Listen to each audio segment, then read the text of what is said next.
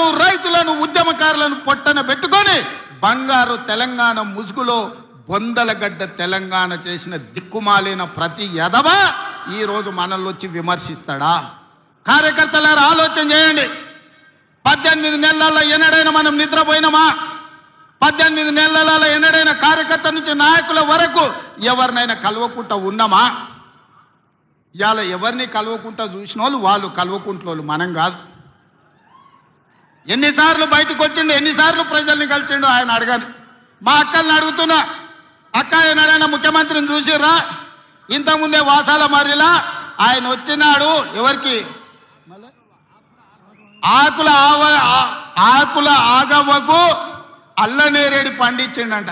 ఆ అల్లనేరేడు పండి తిన్నందుకు ఆమె పోయి దావకాళ్ళు పడ్డ. మా అక్క కూడా ఇక్కడికి వచ్చే ఉంటుంది నాకు తెలిసి. ఇవాళ వాసాల మరిలో ఇళ్ళని కూలగొట్టి శ్మశానం చేసి కూర్చున్నాడు. దాని ఆదర్శ గ్రామంగా తీర్చిదిద్దుతా అన్నాడు. మరి ఆ వాసాల మరి పరిస్థితి ఏముందో నాకైతే తెలియదు. కానీ మా చామలకేరను మా బీర్ల ఐలైను పోయి చూసిరమ్మంటున్నా.